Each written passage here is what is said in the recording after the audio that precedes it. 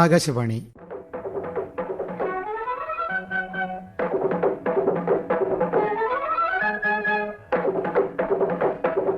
തിരുവനന്തപുരം പ്രാദേശിക വാർത്താ വിഭാഗം അവതരിപ്പിക്കുന്ന വാർത്താ തരംഗിണി.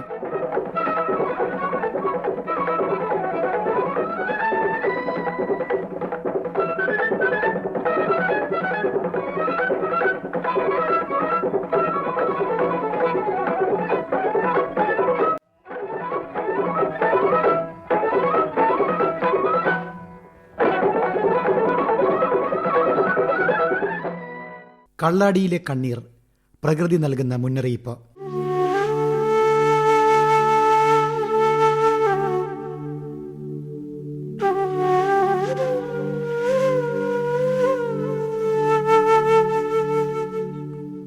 പച്ചപ്പിൽ പൊതിഞ്ഞ മലനിരകളും മഞ്ഞുവീണ പാതകളും കൊണ്ട് വിനോദസഞ്ചാരികളുടെ പറുദീസയായ വയനാട് വീണ്ടും ഭീതിയുടെയും കണ്ണീരിന്റെയും നിശബ്ദതയിലാണ്.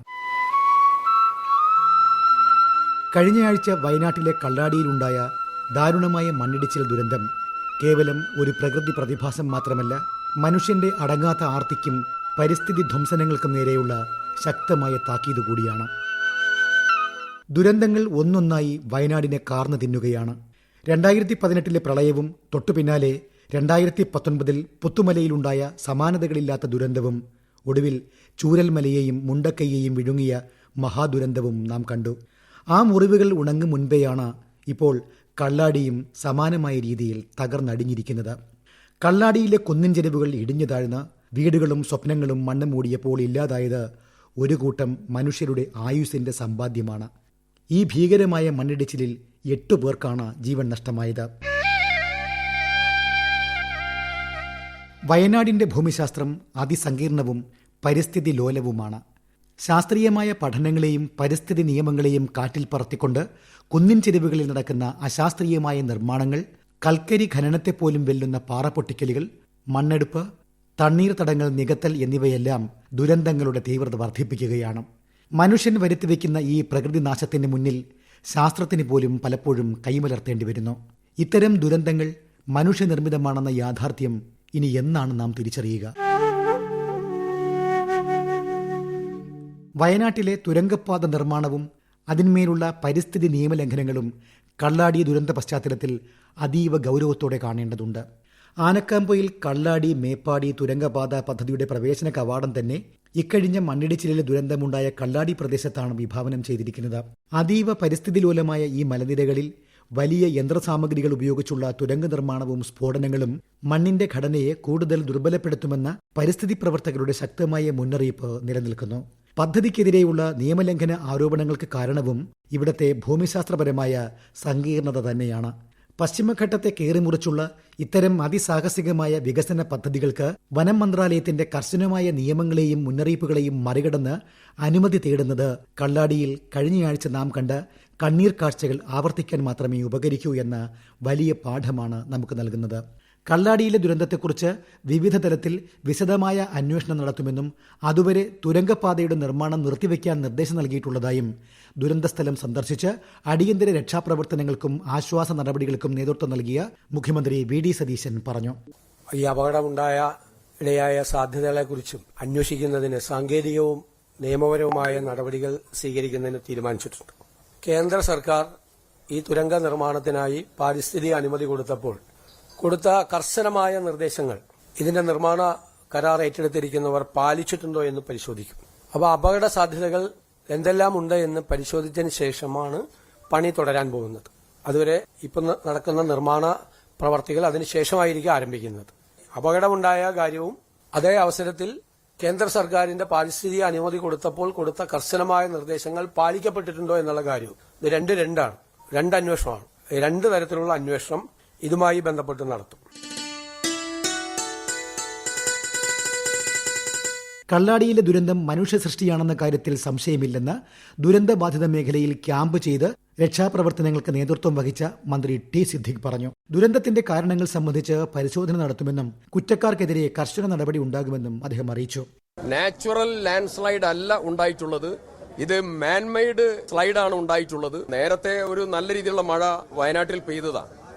അതിനുശേഷം ഇപ്പോഴുണ്ടായിട്ടുള്ള ഈ ചെറിയ രീതിയിലുള്ള ഈ മഴയിൽ ഇങ്ങനെ അപകടം സംഭവിക്കും എന്നുള്ളതിന്റെ സൂചന വളരെ കൃത്യമായി മീറ്റിംഗിലും അല്ലാതെയും കൊങ്കൺ അധികൃതരുടെ മീറ്റിംഗിൽ ഉൾപ്പെടെ നൽകിയിരുന്നതാണ്. പക്ഷെ അതിൽ വേണ്ട നടപടികൾ സ്വീകരിക്കുന്നതിലുള്ള പാളിച്ചയുണ്ടായിട്ടുണ്ട്. അത് സർക്കാർ ഗൗരവത്തോടു കൂടി കാണുന്നു. അതിൽ പരിശോധനയുണ്ടാകും. എന്തുകൊണ്ടാണ് ഇത് സംഭവിച്ചത് എന്നുള്ളതും അതിൽ നിർദ്ദേശമനുസരിച്ച് മുന്നോട്ട് പോകാതിരുന്ന സാഹചര്യവും ഗൗരവമുള്ളതാണ്. അത് സർക്കാർ പരിശോധിക്കുന്നതാണ്. പശ്ചിമഘട്ടത്തിന്റെ തകർച്ചയും അശാസ്ത്രീയമായ നിർമ്മാണ പ്രവർത്തനങ്ങളും എങ്ങനെയാണ് കള്ളാടിയെ ദുരന്തഭൂമിയാക്കി മാറ്റിയതെന്ന് ശാസ്ത്രീയമായി വിശകലനം ചെയ്യുകയാണ് സംസ്ഥാന ദുരന്ത നിവാരണ കേന്ദ്രം മുൻ മേധാവി ഡോക്ടർ KG താര. ഈ വയനാട്ടിലെ കല്ലാടിയിൽ ഉണ്ടായ ദുരന്തത്തിന് പ്രധാന കാരണം എന്ന് പറയുന്ന മല തുരന്നെടുത്ത മണ്ണ് വളരെ അശാസ്ത്രീയമായും അനധികൃതമായും വലിയ തോതിൽ കുന്നിന്റെ ചരിവിൽ തന്നെ ശേഖരിച്ചു വെച്ചിരുന്നു എന്നതാണ്. അന്നേ ദിവസം ഒരുപാട് മഴ പെയ്തിട്ടുണ്ട്. 226 മില്ലിമീറ്റർ അതിതീവ്ര മഴ. ഈ മഴ മണ്ണിലൂടെ കിനിഞ്ഞിറങ്ങിയപ്പോൾ മണ്ണിന്റെ ഭാരം വർദ്ധിക്കുകയും അത് താഴേക്ക് പതിക്കുകയുമാണ് ചെയ്തിട്ടുള്ളത്. തുരങ്കത്തിന് ഒരുപാട് അകലെ പരന്ന സമതലത്തിൽ തട്ടുകളായി തിരിച്ച് അതിൻ്റെ വശങ്ങളിൽ കോൺക്രീറ്റ് പാളികൾ കൊണ്ട് ബലപ്പെടുത്തിയിട്ട് വേണം ഈ മണ്ണ് നിക്ഷേപിക്കാൻ എന്നതാണ് സുരക്ഷാ മാനദണ്ഡം. പക്ഷേ ഇത് കമ്പനി അധികൃതർ പാലിച്ചിട്ടില്ല. പകരം അവരെന്ത് ചെയ്തു? കൂട്ടിയിട്ട മണ്ണ് തന്നെ തട്ടുകളായി തിരിച്ച് കോൺക്രീറ്റ് പാളികൾ കൊണ്ട് തടയണ അതങ്ങനെ കെട്ടുകയാണ് ചെയ്തിട്ടുള്ളത്. ഇത് ദുരന്തത്തിൻ്റെ ആഘാതം വർദ്ധിപ്പിക്കാൻ കാരണമായിട്ടുണ്ട്. എന്നാൽ ഇത് മാത്രമാണോ കാരണം എന്ന് ചോദിച്ചാൽ അല്ല. ഏറ്റവും അധികം പാരിസ്ഥിതിക ദുർബല മേഖലകളിൽ കൂടിയാണ് ഈ തുരങ്കപാത കടന്നു പോകുന്നത്. അതുപോലെ വയനാട്ടിലെ ഏറ്റവും അധികം ഉരുൾപൊട്ടൽ സാധ്യതാ മേഖലയും ഈ പ്രദേശത്ത് തന്നെയാണ്.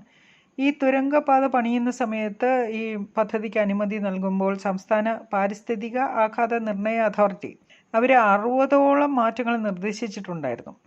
അതുപോലെ വിശദമായ പഠനങ്ങൾ ഉൾപ്പെടെ 25ഓളം നിബന്ധനകളും മുന്നോട്ട് വച്ചിരുന്നു. എന്നാൽ ഇതിൽ പലതും നിർമ്മാണം തുടങ്ങിയ സമയത്ത് പോലും പാലിച്ചിട്ടില്ല എന്നത് ദുരന്തത്തിന് കാരണമായിട്ടുണ്ട്. അത് മാത്രമല്ല, ഈ പാരിസ്ഥിതിക ആഘാത പഠനം ഈ പദ്ധതി തുടങ്ങി കഴിഞ്ഞതിന് ശേഷമായാലും നടത്തിയാൽ മതി എന്നാണ് ഇപ്പോഴുള്ള പാരിസ്ഥിതിക നിയമം അനുശാസിക്കുന്നത്.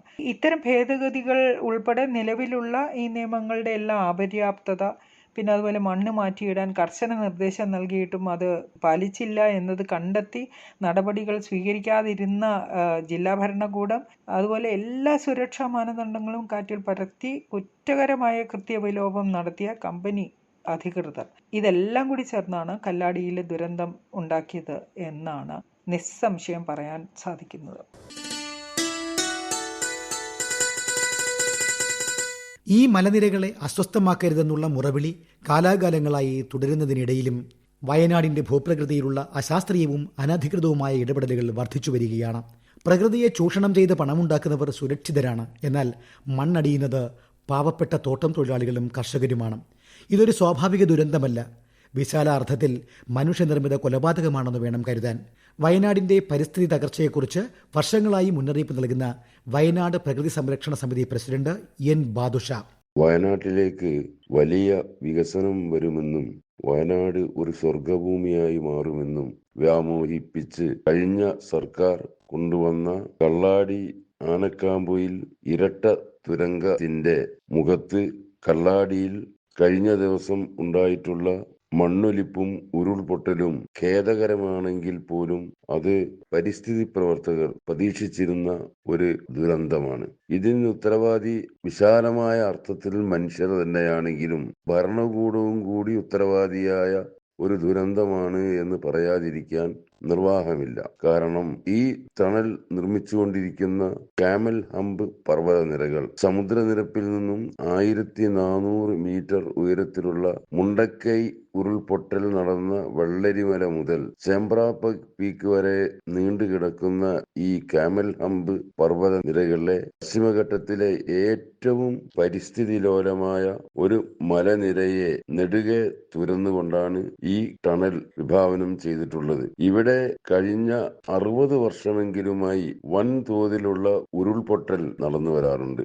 1962 ചേമ്പ്ര മലനിരകളിൽ ഉണ്ടായിട്ടുള്ള ഉരുൾപൊട്ടലിൽ ഏതാണ്ട് 3 പാടികൾ ലയങ്ങൾ മണ്ണിന്റെ അടിയിൽ പെട്ടുപോയിട്ടുണ്ടെന്നാണ് പഴമക്കാർ പറയുന്നത്. 1984 മുണ്ടക്കൈ പ്രദേശത്ത് വലിയ ഉരുൾപൊട്ടൽ ഉണ്ടാവുകയും അവിടെ ഏതാണ്ട് 50ഓളം ആദിമനിവാസികൾ മണ്ണിന്റെ അടിയിൽ കുഴിച്ചുമൂടുകയും ചെയ്യപ്പെട്ടിട്ടുണ്ട്. ഈ മലനിരയുടെ കിഴക്കൻ ചെരുവിലുള്ള പാതാറ്, കവളപ്പാറ തുടങ്ങി നിരവധിയായ ഉരുൾപൊട്ടലുകളും മണ്ണൊലിപ്പുകളും നടന്നിട്ടുള്ളതായ ഒരു പ്രദേശത്ത് പഠനങ്ങൾ നടത്തിയതിനു ശേഷം മാത്രം നടത്തേണ്ട ഒരു തുരങ്കം വളരെ തിടുക്കപ്പെട്ട് തെറ്റായ വിവരങ്ങൾ കേന്ദ്ര വനം പരിസ്ഥിതി മന്ത്രാലയത്തിനും മറ്റും നൽകി ഒരു തട്ടിക്കൂട്ട് പരിസ്ഥിതി ക്ലിയറൻസ് നേടിയെടുത്താണ് ഈ പണി തുടങ്ങിയിട്ടുള്ളത്. ഇങ്ങനെയുള്ള ഒരു പ്രദേശത്ത് നടന്നിട്ടുള്ള ഈ തുരങ്ക നിർമ്മാണം ഇനിയും വലിയ ദുരന്തങ്ങൾ വരുത്തിവെക്കുമെന്നുള്ള കാര്യം തീർച്ചയാണ്.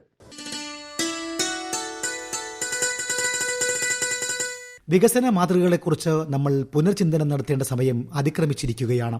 പശ്ചിമഘട്ടത്തിലെ കുന്നുകൾ ഇല്ലാതാകുമ്പോൾ കാറ്റിന്റെ ഗതിയും മഴയുടെ സ്വഭാവവും മാറുന്നു. അതിതീവ്ര മഴ പെയ്യുമ്പോൾ താങ്ങാൻ ഈ മൺകൂനകൾക്കാകില്ല. കള്ളാടിയിലെ ദുരന്തം ഒറ്റപ്പെട്ട സംഭവമല്ലെന്നും നമ്മുടെ തെറ്റായ നയങ്ങളുടെ തുടർച്ചയാണെന്നും പ്രമുഖ പരിസ്ഥിതി പ്രവർത്തകൻ ശ്രീധർ രാധാകൃഷ്ണൻ പറയുന്നു. ഇത് വയനാടിന്റെ മാത്രം കഥയല്ല. ഉത്തരാഖണ്ഡിലടക്കം ഇന്ത്യയിലെ പല മലനിരകളിലും തുരങ്ക പദ്ധതികൾ സമാനമായ പ്രശ്നങ്ങൾ നേരിടുന്നുണ്ട്. മഴയുടെ സ്വഭാവം കാരണം മലനിരകളെയും ഭൂപ്രദേശത്തും എന്തുമാത്രം അസ്ഥിരമാക്കുന്നുവെന്ന് നമ്മൾ കണ്ടുകൊണ്ടിരിക്കുകയാണ്. അപ്പോൾ ഈ ദുരന്തത്തിൽ നിന്നും നമ്മൾ പഠിക്കേണ്ട പാഠം വളരെ വ്യക്തമാണ്. പരിസ്ഥിതി അനുമതി എന്നത് ഒരു തമാശക്കളിയോ എന്ത് വില കൊടുത്തും പദ്ധതികൾ നടപ്പാക്കാം എന്നുള്ള ഒരു ധാർഷ്ട്യത്തിന്റെ പുറത്തോ ഒന്നും നടപ്പാക്കേണ്ട കാര്യമല്ല. ചിലപ്പോൾ നമ്മൾ തീരുമാനിക്കേണ്ടത് ഇവിടെ ഈ പദ്ധതി വേണ്ട എന്ന് തന്നെയാണ്. അങ്ങനെ ഒരു തീരുമാനമെടുക്കാനുള്ള ശാസ്ത്രീയ സത്യസന്ധതയും ഭരണപരമായ ധൈര്യവും സർക്കാരുകൾക്കുണ്ടാവണം എന്നുമാണ് ഈ ദുരന്തം നമ്മെ പഠിപ്പിക്കുന്നത്. കാരണം ചില മലകൾ, ചില ഭൂപ്രദേശങ്ങൾ എന്നാണെങ്കിൽ പറയാം, അത് വികസിപ്പിച്ച് തകർക്കാനോ അല്ലെങ്കിൽ തുരന്നു കയറാനോ നമ്മൾ വെല്ലുവിളിക്കുകയല്ല ചെയ്യുന്നത്. ആദ്യം നമ്മൾ അവയെ മനസ്സിലാക്കാനാണ് ശ്രമിക്കേണ്ടത്. അതാണ് അത്തരത്തിലുള്ള മലകളും മലനിരകളും ഭൂപ്രദേശവും നമ്മളോട് ആവശ്യപ്പെടുന്നത് എന്നും നമ്മൾ ഈ ദുരന്തത്തിൽ നിന്നും ഒരു പാഠമായിട്ട് ഉൾക്കൊണ്ടാൽ നന്നായിരിക്കും. പശ്ചിമഘട്ടത്തിന്റെ പരിസ്ഥിതി ലോലമായ ഭൂപ്രകൃതിയെ സംരക്ഷിക്കാൻ വിദഗ്ധർ നടത്തിയ ശാസ്ത്രീയ മുന്നറിയിപ്പുകളെ ലാഭക്കണ്ണുകളോടെ അവഗണിച്ചതിന്റെ ദുരന്തഫലമാണ് നാം ഇന്ന് അനുഭവിക്കുന്നത്. പശ്ചിമഘട്ടത്തിലെ 64% പ്രദേശവും പരിസ്ഥിതി ലോല മേഖലയായി പ്രഖ്യാപിച്ച് കർശന നിയന്ത്രണങ്ങൾ ഏർപ്പെടുത്തണമെന്ന് നിർദ്ദേശിച്ച മാധവ് ഗാഡ്ഗിൽ റിപ്പോർട്ടും തുടർന്നു വന്ന കസ്തൂരി രംഗൻ സമിതിയുടെ പരിസ്ഥിതി സംരക്ഷണ ശുപാർശകളും കേവലം കടലാസ് രേഖകളായി ഒതുങ്ങിയതാണ് വയനാടിന്റെ വിഴുങ്ങിയ ഇത്തരം മഹാദുരന്തങ്ങൾക്ക് ആക്കം കൂട്ടിയത്. ശാസ്ത്രത്തിന്റെ ഈ വിലപ്പെട്ട സംഭാവനകളെയും മുന്നറിയിപ്പുകളെയും കാറ്റിൽ പറത്തിയതിന് പ്രകൃതി നൽകുന്ന അതിശക്തമായ തിരിച്ചടിയാണ് കള്ളാടിയിൽ നാം കണ്ടത്.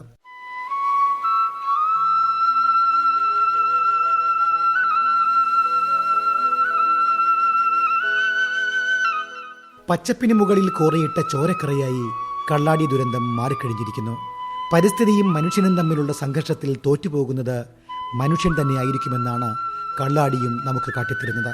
വികസനത്തിന്റെ പേരിൽ പ്രകൃതിക്കുമേൽ നടത്തുന്ന ഓരോ പ്രഹരവും നമ്മുടെ നെഞ്ചിൽ തന്നെയാണ് ആഘാതമേൽപ്പിക്കുന്നതെന്ന യാഥാർത്ഥ്യം നാം തിരിച്ചറിയണം. കള്ളാടിയും നമുക്ക് മുന്നിൽ ഒരു മുന്നറിയിപ്പായി അവശേഷിക്കുമ്പോൾ വിവേകപൂർണമായ തിരിച്ചറിവുകൾ മാത്രമാകും നമ്മെ ശോഭനമായ ഭാവിയിലേക്ക് നയിക്കുക.